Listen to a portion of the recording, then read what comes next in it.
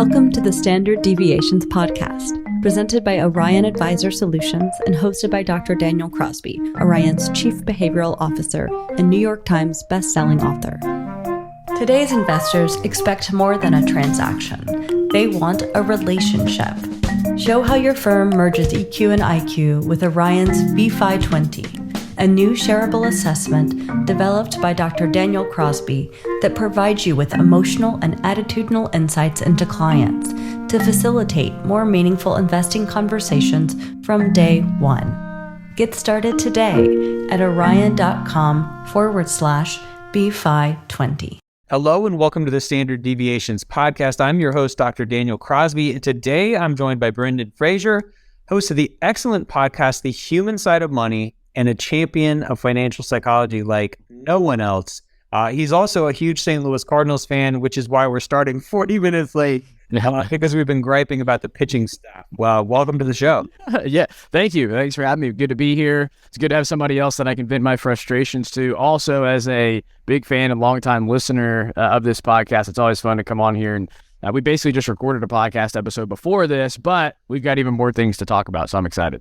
Yeah, we should collaborate on a Cardinals gripe session podcast. They've given us plenty to gripe about, but we're not going to talk about that today. We are going to talk about these sort of 10. You are like the Martin Luther of financial psychology. You have posted your 10 theses up on the church wall. These are your 10 rallying cries for the human side of money, and it's just fantastic. And I want to talk about your 10 principles today. So we're going to jump right in. The first of these is that goals shift and values persist. This is something I believe in deeply. It's something we're working on at Orion. Tell us what you mean by this. And then also, how do we move from illuminating values to tying those back to specific goals?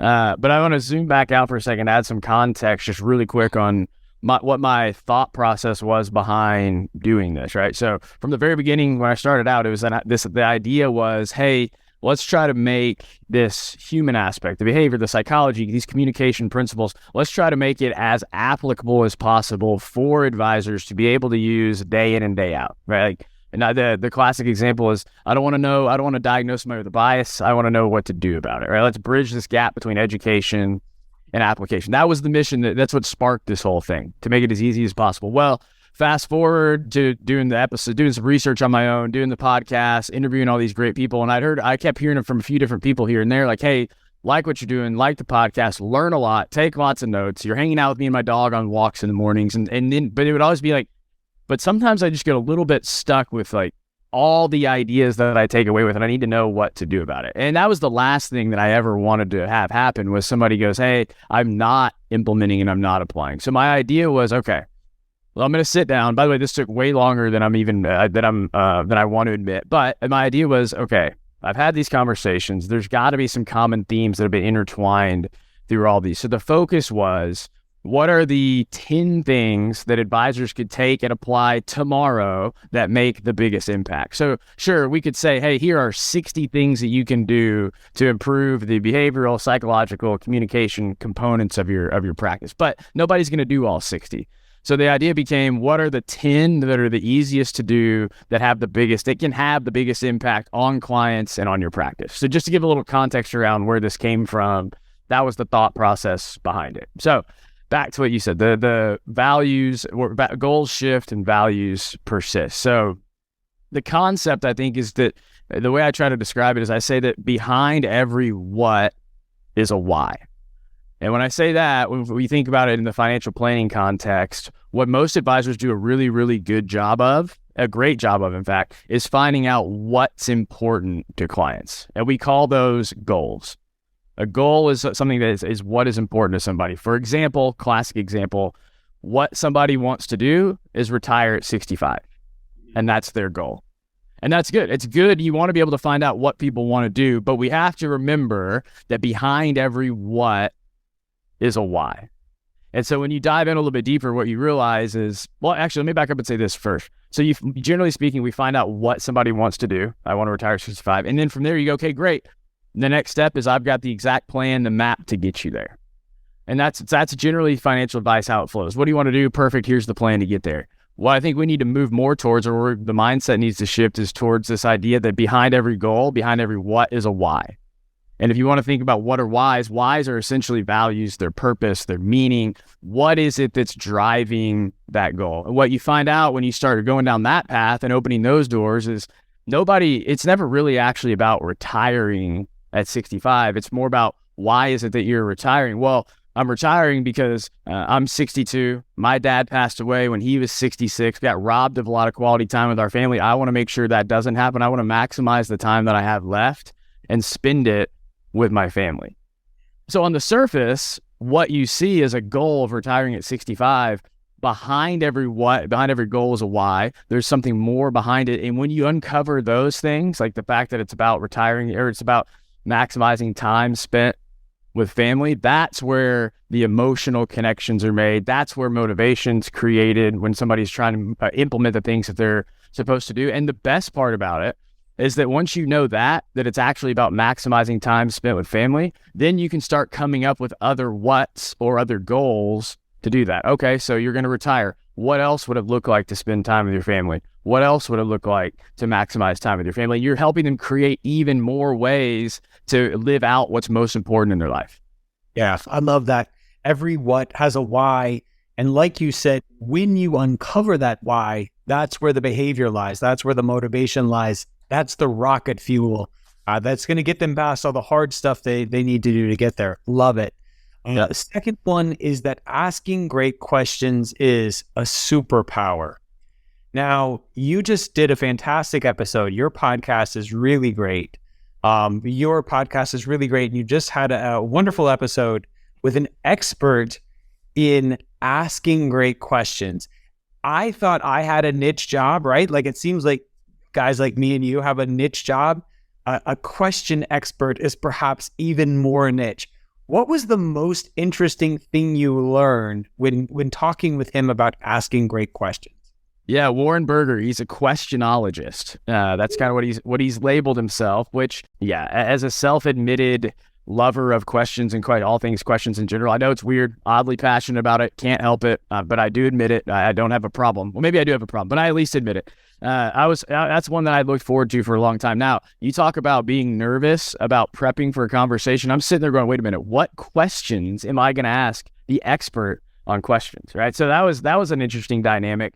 The one thing I learned is that I tried to apply it for an apprenticeship to be on questionology. I basically said, hey, if you ever need an apprentice, can I be your guy? I threw it out there twice and he didn't take the bait. So my dream in that regard has been crushed.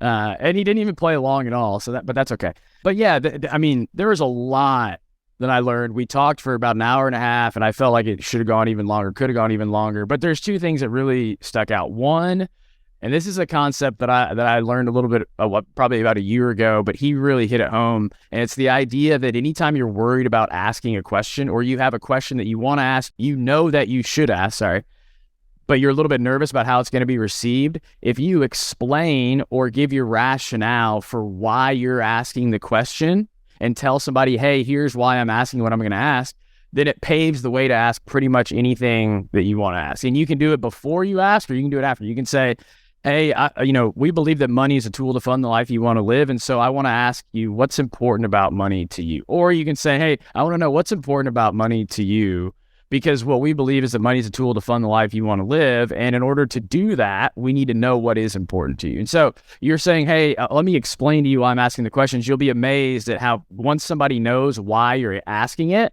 how much more they open up to actually answer it. And then the second thing was something that I've been passionate about for a long time. And the way he put it was, there are certain questions where we need to reframe our expectations. For example, you walk into the store or an office, the break room at your office, and you ask somebody, hey, how's it going? How was the weekend? How was your day? We tend to ask, he calls them rote questions, but these are questions that if we ask, we should not expect to get a good answer from. Like, if you're expecting to ask, hey, how was your weekend? And the person opens up and they say, oh, it was great. We did all these awesome things. My wife and I really connected. We got to spend some quality time with the kids. It was our dream weekend. That's probably not going to happen, because the way that you ask it, you're asking for a response that sounds something like this. It was good. Yeah, exactly. Yeah, right. And so like the same thing goes for and when you have kids. It's like maybe the kids aren't open up, it's hard to get them to talk. Well, are you asking questions that actually deserve or they're encouraging a response? He calls them rote questions, but it was this idea that there are certain questions that we ask that we need to reframe our expectations of what we're going to get out of them. So we've at the dinner table, we've gone to what was the best or worst part of your day. Yeah. Instead of how was your day, because if you ask a teenager how was your day, I mean you talk about some lame answers. Yeah. If you talk about getting stonewalled, ask a teenager or a pre-adolescent about their day, and you're gonna get some one word, some lameness. So we've had such better conversations by asking better questions. And the thing that I love about your first comment there, it really goes back to why. It really goes back to why. When someone knows the why behind their question, they don't read malintent or nosiness or whatever into it. So there's a great, I got to take a minute to break down a psychological study. There's a great psychological study from 50 or 60 years ago that looked at people in lines. I think it was I was going to mention this too. Go ahead. I'm sorry. Yeah. To make a copy, right? Yeah. People are in line to make a copy. And if you say, hey, can I cut the line? It's about 60% of people let you cut the line. If you say, hey, can I cut the line because I'm in a hurry to make it to my daughter's softball game. She's the starting pitcher and I really can't wait to see her, do her thing. Then it's like 97% of people, I think, let you cut the line because there's a why behind it. But then they did a third condition, and this is where it gets really fascinating. Yeah. In the third condition, they say, hey, can I cut the line because I need to make some copies? Now, think about that. That's nonsense. Of course, like everybody's standing here, we all need to make copies. And yet the compliance is identical to the legitimate why. Whether you're going to see your kid, whether the why you give is going to see your kid in a softball game, or the why you give is I need to make some copies, people are just looking for context. They're looking for a reason. Even if it's a bogus reason, it's still powerful. Yeah, that's in, I think, the Influence book by Cialdini. Jonah Berger just wrote a book called Magic Words where he references it in there. And I think, I could be mistaken, I'm not positive on this, but I think even using the word because was a powerful force. So, like using the word because to explain your why. And that was like the bridge to explain it. And that was a big indicator with the compliance. But yeah, the fact that it doesn't matter what you say, it was just the fact that you had a reason and that led to compliance. I'm glad you brought up. It's the exact same principle that applies. You have a question to ask. As long as you have a reason for it, people will comply. They'll go with it. They'll trust that you're doing it for a reason. All right. 1 and 2 were all about why. Number 3 is, kind of about why too. The more vivid your future, the more likely the behavior change. We're famously divorced from our future selves. I read a book recently. I'm blanking on the reference, but I read a book recently that said, we think about our future selves largely the same way we think about a stranger, right? How do we make our future selves known to us, and how do we make that future more vivid? Yeah, this is always a fun one. I had Hal Hirschfield on the podcast, I guess, 6 months ago or so, a while back. He's like the future self guy, right? And so we talked about that same exact concept that you see your future self as nothing more than a stranger. And we started talking about how the reality is, if that's the case, then if you're thinking, hey, I need to start saving for my future self, so I can retire in 20 or 30 years, your ability, your desire to do that is about the same as if your ability and desire to go save for your neighbor down the street who you've never met's retirement, right? Because that's essentially a stranger. And we think that we're closer to our future selves than we really are. So there's a number of ways to do that. There's technology out there that helps do it, right? You can do face aging technology, so you see yourself as being older. There's been some studies done around that. There's storyboards, there's vision boards. Ted Klontz has done great research around that. But if we're thinking, again, the whole idea here was, what are the most practical ways you can take and use this tomorrow to make a big impact and a big difference in the lives of your clients. Those are all great and helpful, but I could be wrong, but I imagine most advisors would listen and go, okay, well, I'm not going to create a storyboard tomorrow with my clients. I definitely don't have any face aging technology that I'm going to use, but what can you do? Well, you can take their goals and add details. So you can take vague goals and turn vague goals into vivid visions, right? So back to the goal of retiring at 65, and I use that just because it's one that's so common in the industry. Right? We could use this with any goal, but retiring at 65. So it's not a vague goal would be retiring at 65. But do you want to turn that into a vivid vision? That would be something more like, when I retire, we're going to go to Disney World with our family twice per year. We're going to stay at the Swan and Dolphin Hotel. We'll visit all 4 of the theme parks. After we go to the theme park, we'll come back home. Each member of the family will make their favorite dish for the rest of the family one night. Then we'll eat out the other nights. And after the grandkids go to bed, we want to sit around and play games and have game night, just like we used to do when they were our kids, when our kids were younger.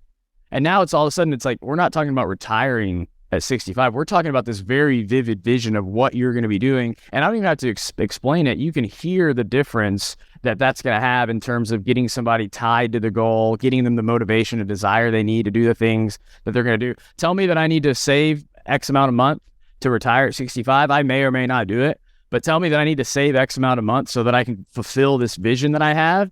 And I'm not going to waste a minute. I'm going to do it as soon as we're done talking. Right? And so that's the idea, is getting from a vague goal to a vivid vision that has more clarity around what you're going to be doing, who you're going to be doing it with, how you're going to be spending your time. Yeah, absolutely. So number 4 is we love to hear our words repeated back to us. And this sort of reflective listening is a common, you're gonna learn this in any sort of communication course. But I feel like sometimes we take it too far and it can become like parroting. How can we take advantage of this truth? We do know that people like to be heard and understood and have these words reflected back to them. How can we do this in a way that doesn't feel clownish or sort of like parroting? Yeah. So are you familiar with the waiter study around? All right. Well, I know well, I assume that you know all of these studies, so I just had to check.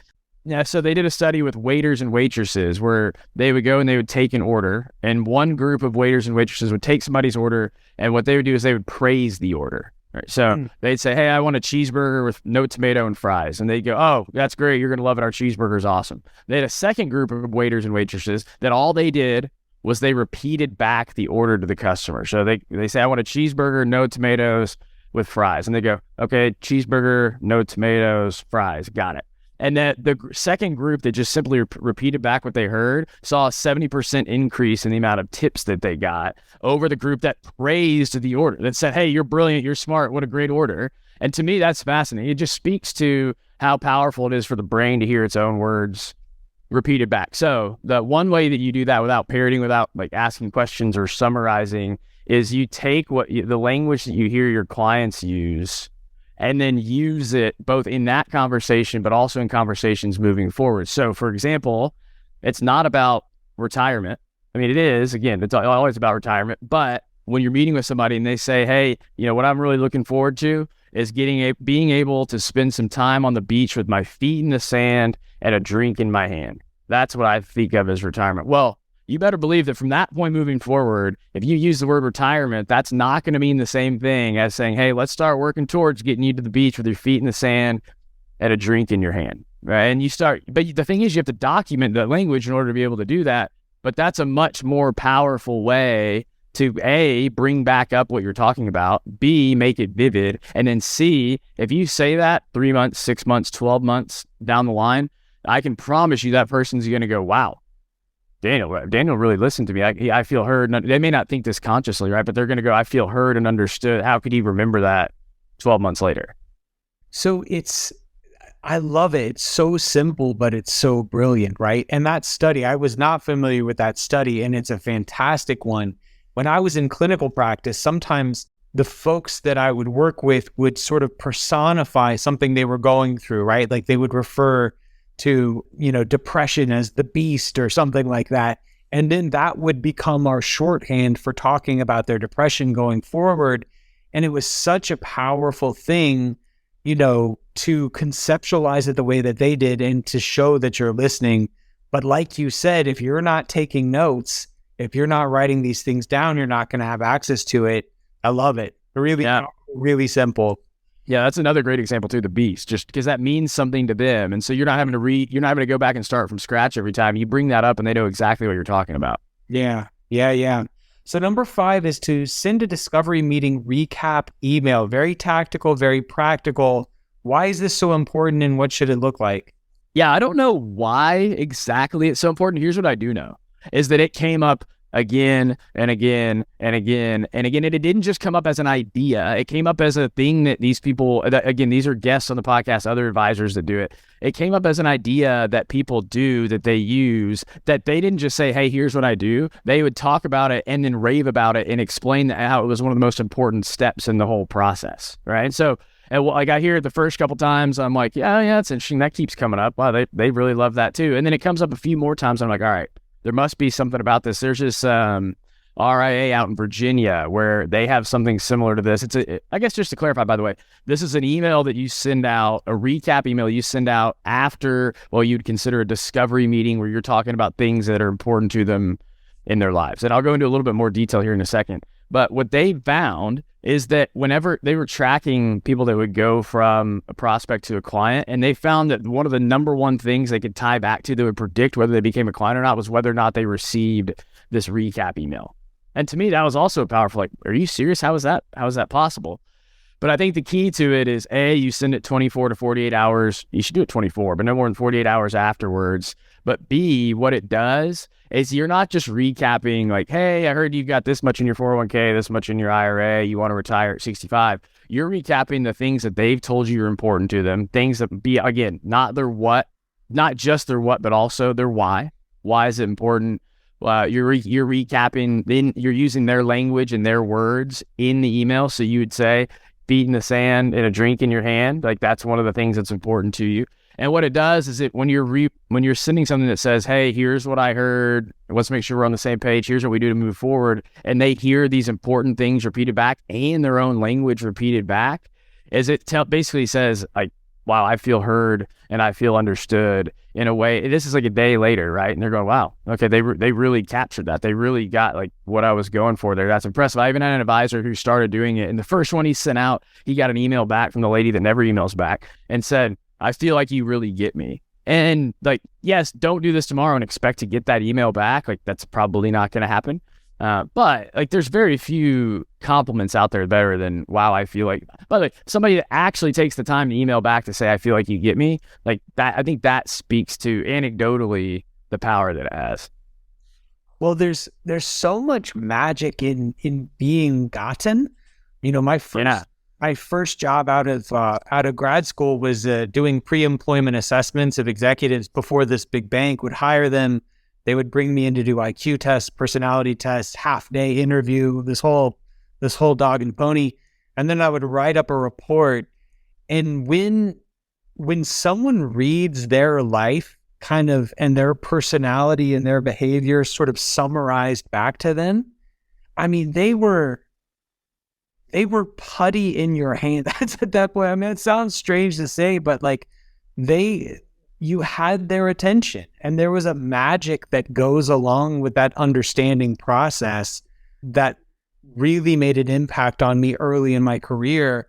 And, you know, whenever we're building technology, that's creating an assessment, anything like that.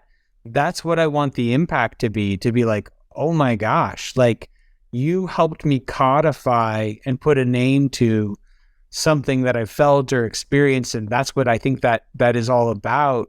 Yeah. Wait, okay, hang on. Let me stick with this for just real quick, add to it. But I think about this a lot, that exact same thing when it comes to like the Enneagram assessment or the DISC assessment. Like, you never feel better heard. You never feel more heard and understood than when you're hearing back your results from one of those assessments when it's dead on, right? You're like, yes, that's me. You like can't get enough of it. I mean, go find the people out there, like maybe it's Strength Finders, maybe it's DISC, maybe it's the Enneagram, but like people love that stuff because for some reason, when you get to hear back, like you can, like you said, codify, you could put a name to or an explanation to why you're doing what you're doing. You're like, man, I feel heard and I feel understood. That feels good. And even there's some things where you're like, no, that's not quite me, but you still get the clarity that that's not you, right? And I don't know, there's something addictive about it.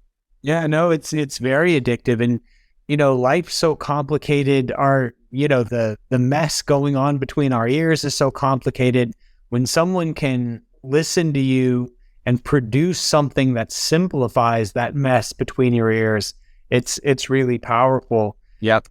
Number 6, you changed up on me. I did. Last minute curveball. Talk to me about number 6. So, like I said, the filter for this, the focus of this is what are the 10 most important things that are easy to do tomorrow that make the biggest difference and the biggest impact. Well, as I was getting ready for so I presented this at the Shift conference, right? And as I'm getting ready for it, I'm just basically, this is my chance to go back and review and go, is there anything that's not in here that I think needs to be in here? And there was one that was a no doubt, this has to be in there. But the hard part was knowing what to take out. So then I went, should there be 11? No, 10 sounds better. So we'll consider this a bonus. So number 6 was 2 tools of the greatest communicators of all time, the best communicators of all time, tell great stories, and they use metaphors and analogies to explain and distill difficult, complex topics, right? So, but I don't think it's that easy to go walk into a meeting tomorrow and go, hey, I've got this great story and I've got this great metaphor and analogy. So it's not as immediately implementable, but it's still really important. So took that out after much thinking and debating and deliberating, and added what I've distilled down into client-inspired advice. In fact, that's what Tim Maurer calls it, client-inspired advice. And it's this idea that anytime you're giving advice, we know, we're not going to go into this now because that'll take us way over, but like the least effective way to give advice is just to tell somebody what to do, right? Like for a number of psychological reasons, giving somebody advice, telling them what to do doesn't really work.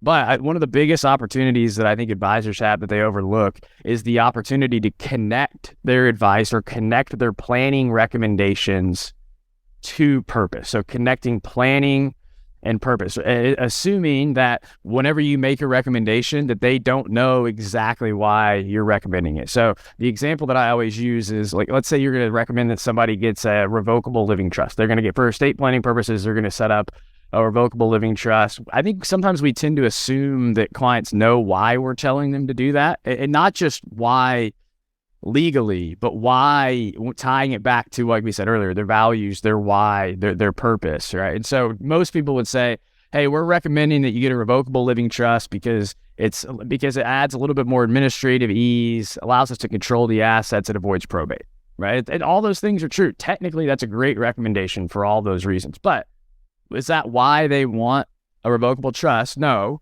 they want a revocable trust for different reasons. So instead, the flip side would be, we're recommending a revocable trust because it's going to make it easier to take care of your granddaughter and provide for her without spoiling her, right? And it's like all the same things, just in a way that makes sense to them, that's important to them. And by the way, trying to tie their language back into it. So if they said, we want to make sure that she doesn't get spoiled. By the way, this, if you're not picking up, this is a common theme, right? But if they said we don't want to spoil her, you're like, hey, this isn't about avoiding probate. This isn't about controlling assets. Ultimately, this is about providing for your granddaughter in a way that's easy and seamless for her so that she's not spoiled one day, right? Subtle difference, but you're tying the recommendation back to something that's important to them and not trying to logically explain the legal and technical reasons for the recommendation. And that's another way that you ignite this motivation, is tapping into the why behind doing what they're doing. So it seems to dovetail nicely with number 7, which is to move from being an advice giver to a thinking partner. Yep. Hopefully they all dovetail somewhat together, but yeah, that one I think is pretty, it doesn't require much explanation, but I think there's this shift going on where in the industry, advisors are moving away from being advice givers and towards being thinking partners. So the model historically has gone, the client comes in, you diagnose what's going on with them, and then you prescribe the solution. Diagnose, prescribe. Retire at 65, here's your financial plan. What I think we're moving towards and moving to is this a transition to diagnose, still diagnose in the beginning, discuss, and then decide together. So you're no longer the authoritarian, the one making the decision. You help diagnose, you discuss the options together, and then you help them make the decision that's best for them, right? And so instead of, it's in this dynamic, it's the advisor's not the hero anymore. The advisor's the guide, the thinking partner, the collaborator, the facilitator, and for a number of reasons we can't get into now, it makes for better outcomes for clients. It creates a better relationship. But we're already starting to see that trend to happen, I think, a little bit. But I think that's where we're moving towards even more so, like as we go on into the future.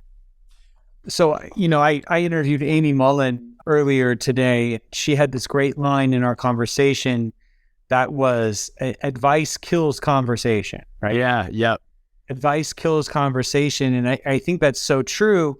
And in some ways you're like, what the heck? Like I'm a financial advisor. What do I do if I don't what do I do if I don't give advice? Right. There's this very human tendency to push back against an authoritarian sort of command, right? If right. You're sort of commanded to do something without our input and without conversation, we're not all that likely to do it. Quick plug, free course on the Orion Advisor Academy called Communicating with Empathy that goes into the science of this a bit and talks about it and talks about some of the things we've just discussed. The next one is tap into money memories. And I love the way you frame it here. It's just one of those simple things that I'm going to really take with me. You say that in the profession, we talk mostly about the present with the eye to the future, right? Like, okay, what's your current financial state? Where do you want to go? But we don't give any real focus to the past. Talk about how we can unearth the past, bring it into the conversation and what impact it might have.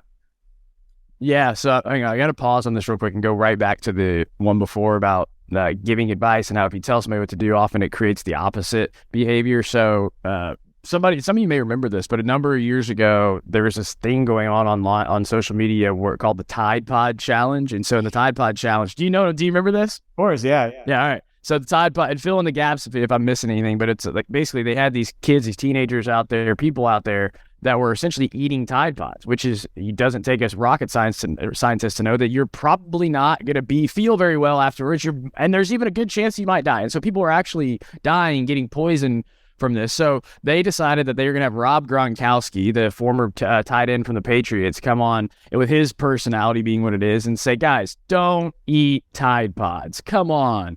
And they thought, hey, we spread the message not to eat Tide Pods. That'll help it die down. Well, it actually spiked because they told people what not to do. And when we're told what to do, well, they told them not to eat it. But anytime we're told what to do by some other figure, our natural reaction oftentimes is to do the opposite. And so that spikes. So, and it's a silly example, but the same thing applies to giving advice to somebody. If you tell somebody what to do, they don't just naturally say, oh yeah, great point. That's what I need to go do. So sorry, anytime I talk about that or that comes up, I can't help but mention that because it's such an outrageous example.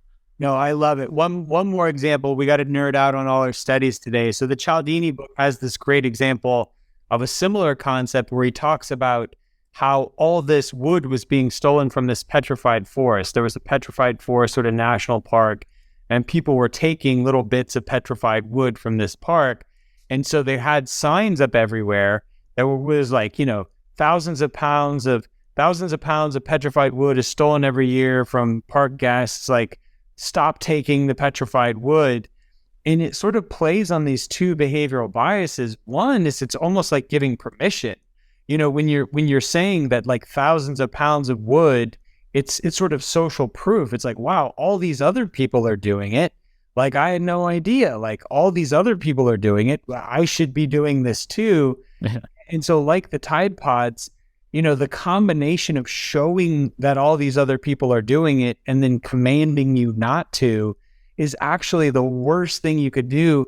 They showed that these little signs in the petrified forest dramatically ticked up the rate at which the wood was stolen because of these sort of dual psychological impulses of social proof and bucking an authoritarian trend. So yeah, you've got to be this thinking partner and this collaborator and not a dictator. Yeah, human beings are fascinating creatures. It's true. All right, back to money memory. Sorry, that was a little side note. We had to go there. Yeah, I think the way I think through this, and I've heard other people say it too, is when you're meeting with a client, you're meeting with them right now in the present. But what you have to remember is that the client that you're meeting with today is not just the one you're meeting with today. It's the person that they're going to be 20 years from now. And it's the person that they were 20 years ago, 40 years ago, 60 years ago sometimes. And So we're not going to hit on the future part. We've already done that a little bit with the vivid vision and the future self. But what we mean when we say it's not just the client today, it's the client that they were 20, 40, 60 years ago.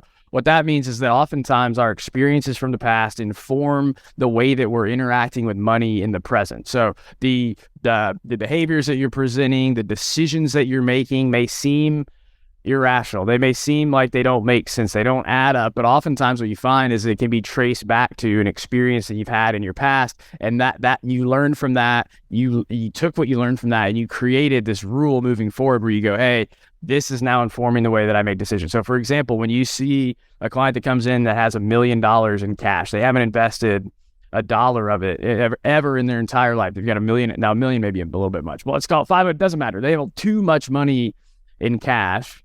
And you're sitting there telling them, hey, take a big portion. You only need 100,000 in cash. Take the other 900,000, 400,000, put it in the market, get a better return, and you build this portfolio for them, and they're not actually doing it. They're not following through to do it. Well, it's not because they don't get it. It's probably because if you spent the time to, well, I shouldn't say like that. It's not that easy to do. But if you had a chance to peel back the curtain, what you would find is that this client growing up in her early teens spent a considerable amount of time sleeping in the car with her family on cold nights, bundled up in blankets in the back of the car because they couldn't afford to pay their mortgage.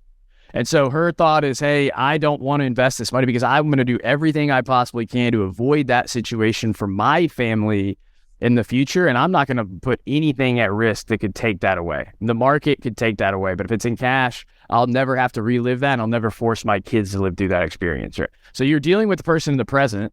Their behaviors don't make sense. And you're thinking, well, I can't get them to do this. Well, oftentimes it comes from something that's from the past, because the past informs our decisions and behaviors in the present. And I think most importantly, so a lot of advisors get caught up on, okay, what do I do with that? It's just helpful to know that that's a thing. It creates some empathy and some grace when you realize that there probably is a good reason why they're not acting optimally. So, the way that I put this is that resistance always has a purpose. I think a lot of times when we, back to a why, right? When we encounter resistance from a client, I think oftentimes our first impulse is to be annoyed, to wonder why they're why they're being hard-headed or why they're being obnoxious or whatever. Resistance always has a purpose, especially in a case like you said, where it's like, yeah, the financial reality, if it's pretty cut and dried, you'd be making more money if you did X. If they're refusing to do X in light of their sort of knowledge that that's a good thing, there's some psychological roadblock that underpins that. And once you can understand it, it usually crumbles, right? And you don't even have to fix it. Yeah. You just have to articulate it, highlight it, and know that it's there. And when you put some sunlight on it, it typically dissolves. But until you put some sunlight on it, it's going to continue to hamstring your process. Yeah. There's a lot of power in just shining the light on it, right? I think that's one of the most freeing and empowering things I've learned from this money memory thing is, and financial flashpoints, these experiences around money, is you don't have to necessarily cure. In fact, most people probably aren't equipped to do that. But just even being able to raise the awareness and shine a light on it, first of all, it's the first step, but it can also be a powerful one where you don't even have to do anything from that point, right? It sort of, like you said, crumbles just by shining the light on it. Yeah. So our penultimate rule here is to design for the plan, optimize for the person. And you quote Natalie Taylor, former guest, friend of the show. Go listen to her episode on my podcast and yours. Wonderful guest. Natalie says, I'd rather give advice that gets 80 to 90% of the results with 50% lift on their end than advice that's 100% optimal that never gets implemented. Yeah, that's one of my favorite quotes of all time. And it's funny because she said it on the show. I think she kind of said or talked through it on yours as well. And then like not too long after that, Kitsis and Carl are talking about this idea of, wait a minute, should we give 100% optimal recommendations, or should we think about what's actually doable and what's implementable, right? And so that's something that she said that stuck with me for a long time. And here's the example that I always give to try to paint the picture or bring it home in a way that makes sense. So We have a friend, my wife and I have a friend who used the Noom app, Noom. It's the psychologically based weight loss app. Yeah. So it's in fact, it has a lot of financial planning parallels. You go in and just to make it simplistic, you say, hey, I weigh 200 pounds today. I want to weigh 180 pounds, and I want to weigh 180 pounds in the next 6 months. Right? That's kind of like the gist of it is, yeah, tell us where you are, tell us where you want to be, let us know the time frame, and we'll formulate this plan for you. Now, it has great psychological insights that are built into it and everything, but at its core, that's essentially what it's doing. It's saying, here's where you are, here's where you want to be, here's your path to get there. A lot like financial planning. Here's where you are today, there's where you want to be, here's the plan to get there. Well, our friend goes in, does this, says, I'm 200, want to be 180 in 6 months, and Noom comes back and spits out this perfectly rational, 100% optimal recommendation that says, great, perfect. If you want to do that, all you have to do is eat 1,100 calories a day.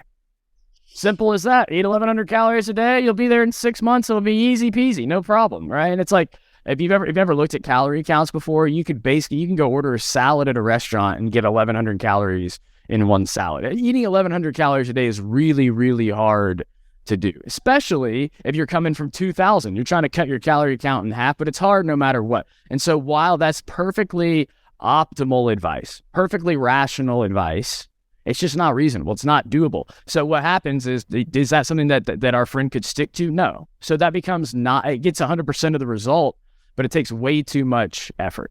Right. And so I think that's what we need to start thinking through in conversations with clients when we're making recommendations, providing advice is the recommendation that we're making actually doable on their part? Do they see it as something that's reasonable and that they could do, or do we need to adjust and design for the person? All right. So the example I think of a lot is this guy that emailed me who said that they had a client who had $60,000 in a savings account. Their spreadsheets had said, hey, you only need $30,000 in this account. Why don't we take this other $30,000, put it into pay off the house, to put it in the market, do something better with it? Well, 3 years go by. They tell her every year to do it. She still hasn't done anything, still has $60,000 in the account. One of the advisors decided he was going to ask her, like, hey, how do you feel about the idea to put $60,000 in the account? She said, to reduce it from 60 to 30. And she said, honestly, it makes me uncomfortable because my late husband told me that once we had $60,000 in the bank, that's when we knew we'd be okay. And it's like, wow. Well, of course she's not moving her money. And then imagine not feeling heard or understood. You're just pounding away at this idea of, hey, take 30,000 and put it in here. Get a better use out of it. And that was perfectly rational, but it wasn't doable because she didn't want to do that, right? And so it took 3 years to finally get to that point. You can get there a lot sooner if, when you give advice, you just ask the person, like, how does this feel to you? Does this feel doable? On a scale of 1 to 10, how confident do you feel that you can do this? And you'll learn a lot that way, and you won't run into as many implementation problems down the road where you sit there and you go, why haven't they done what we've asked them to yet? Yeah. No, again, every bit of resistance has a purpose. She's not being obstinate. She's not being willful. Like, she's operating on a deeply personal experience that's informed her financial worldview and should be respected. Right. Last one. So we're gonna pump up your podcast today. We're gonna pump up your follower numbers. You're a great follow on social media, LinkedIn and Twitter. And the thing that I see you post more about, again, anecdotally, the thing that I see you post more about than anything else is this sort of time of possession idea, right? This idea that we're talking too much in our meetings with clients. And so your last rule is don't forget the most important skill in financial advice. Tell us about this. By the way, I'm totally ripping off the time of possession thing from you. So that I don't think I've ever called it that or looked at it that way. But hey, I guess I should get permission. Is that cool? Go ahead. I rip off the broad concept, and I've been calling it time of possession. Well, I love that. I think that's great. Yeah, I mean, okay, so when I was giving the presentation down at Shift, it was funny. To your point about that seems to be what I talk about a lot or the most. So I was up there. This is the last point, right? And I said the slide says the most important skill in financial advice, and I was like, all right, does anybody want to guess what the most important skill is in financial advice? And like without fail, the room, it was like an echo. Everybody was like, listening. And I was sat there. I couldn't have been more proud in that moment. I was sitting there going, In fact, I didn't believe them. I thought I'd actually skip forward a slide or something. I was like, how did you guys know this? What do you mean? So anyways, I guess it's on brand. Yeah. And so I've been thinking a lot about this. And it's kind of funny. Like, how do you tell somebody that it's so powerful to listen, why it's so powerful to listen? Because here's what I think is funny is anybody who's ever been listened to intimately, listened to deeply, listened to by somebody that's genuinely interested and curious in what you have to say and is connecting with you on that, you don't need an explanation of why it's so powerful. You felt why it's so powerful. And so if you don't believe in the power of listening, you've probably never had that experience. In fact, when I work with some of the work that I do with advisors, that's one of the things that we do is we create that experience for each other so they can know what it feels like to be on both ends of the conversation. And you sit there and you're like, that is powerful. And the problem is that most people don't have somebody in their life that really actually truly listens to them. And when you do, those become your people, the people that you trust more than anybody else. So, I mean, it's so funny. Like, how do you talk about it? How do you quantify it? I don't know. But when you know, right? Nobody denies that they want to be heard and understood by somebody. Maybe the other way to think about it is anytime, if you've ever hung out with somebody and you walk away from the conversation and you're like, hey, I really like that person. Like, I feel like that was a good conversation. We hit it off. I want to hang out with them again. Well, if we took it, if we had a recording of that conversation, we went back and broke it down, I'm about 99.9% positive that you talked more than they did, because what we know is that when you talk about yourselves, it lights up the reward centers of the brain. So you walk away thinking, man, that was a great conversation. That person was great. I really liked them. And they didn't even have to say that much. They just showed a genuine interest in you. And so what that does is, like, I talk a lot about trust being the foundation of success and financial advice. Like, you're not going anywhere in this business if you can't build and establish trust. Well, listening is a skill that accelerates trust and likability along with asking questions. So that's why it's so important. And then if you want to look at data, like Dr. Moira Summers wrote Advice That Sticks. She says that the number one predictor of success in an initial meeting with somebody is the amount of airtime they get. Right? So there's all these things that are stacked in favor of it. And so, but ultimately it's like, this isn't rocket science. The problem is it's just not easy to do. And it's not something that you can just go and say, hey, I'm going to be a better listener, and then walk in tomorrow and it just automatically happens. Now, that's part of it. You have to at least be aware. But the simplest, easiest thing you can do to try to up your listening skills, like tomorrow, it starts by reframing it and taking a different approach, having a different mindset, and just going. And I may have even said this last time. I've said it all the time. I say it all the time because it's what I've found to be the most powerful way. Go in saying, hey, I'm going to listen 80% of the time. I'm only going to talk 20%. Right. So time of possession, 80-20. You're going to find that it's really hard to do. You're probably not going to hit it. You'll probably land 60-40, 70-30, maybe. If you talk a lot, you may not even get there. And that's fine too. But the idea is just go in with the mindset that you're going to do more listening than you do talking. And what's funny is you'll see people that kind of they walk out and they're like, yeah, thanks. That was a great conversation. That's the best conversation I've had with somebody about money. And you're like, wait, I didn't even get to tell you how great my firm is, or the process is, or how many years I've been in the business, or all the other clients that I've helped like you. So once you do it, you see it, but you can't really know the power until you've seen it or experienced it firsthand. So what I love about these rules is it just gives simple, practical things for us to attend to.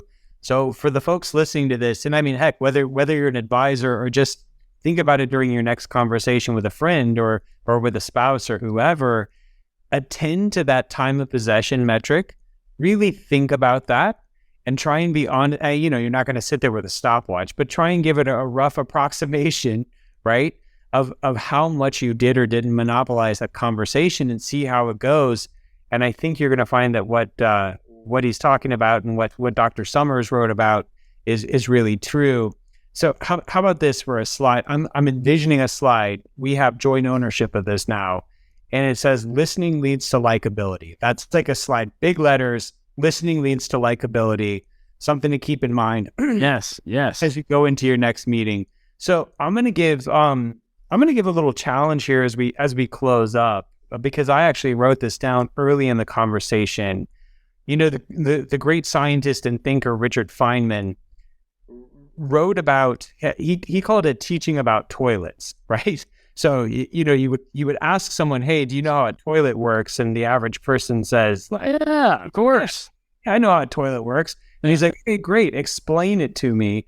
And then we realize that we use the toilet a couple of times a day and we have no idea how it works. So, presumably the listeners to this podcast are fans of, the behavioral finance, human side of money, financial psychology, whatever. I would encourage you to do what Brendan did, which is to write down your sort of 10 commandments of human first advice. What does this look like for you in your practice? What is your this I believe? It's a challenge I've given myself because I think it's a really powerful thing to distill down as simply as possible what you think elicits change, what you think moves the needle for clients. Brendan, if people want to learn more about you and your work, your podcast, where can we find you? Yeah, so I'll first of all, I love the challenge idea. Second of all, just from a behavioral perspective, like sometimes when I hear 10 things, I'm like, I need to carve out like an hour to distill all that. So even if you just sat there and did 5 things, right, like that's going to be powerful. And then like what I did was I had a list that didn't start at 10. I had a list and I just kept adding to it till it got to 10. And then now it got to 11. I had to trim it back down, right? But that's like if I had just waited till I had 10 ready to go, I'm not sure this would have ever come about, right? So don't let that number intimidate you. Yeah, okay, so the podcast is The Human Side of Money. The website's wiredplanning.com. We send out a newsletter once a month where it's like, hey, here are the best articles, podcasts, and videos on behavior, psychology, and communication with thoughts on how to actually use it or apply it with clients, right? Back to what the whole mission of this thing was. And Daniel's appeared in there multiple times. This podcast and the articles you've written have been in there, so thank you for that. And then, yeah, like you said, I'm pretty active on both LinkedIn and Twitter, and love interacting with people on there. Right. Beautiful. This has been an excellent conversation. And it's all because I didn't talk much. So thank you for Yeah. See, I'm sitting over here going like, man, this is great. Daniel's the man. I got to do this again because I just talked the whole time. So my brain's just firing on all cylinders. I'm joking. Well, hey, man, thanks for coming on. Go Cards, and we'll talk to you soon. All right. Thanks, Daniel. Thanks for tuning in to Standard Deviations. If you can't wait till next week for more behavioral finance insights, visit www.orion.com. All opinions expressed by Dr. Daniel Crosby and podcast guests are solely their own opinions and do not reflect the opinion of or endorsement by Orion and its affiliates, subsidiaries, and employees. This podcast is for informational purposes only and should not be relied upon as a basis for legal, tax, and investment decisions. The opinions are based upon information the participants consider reliable.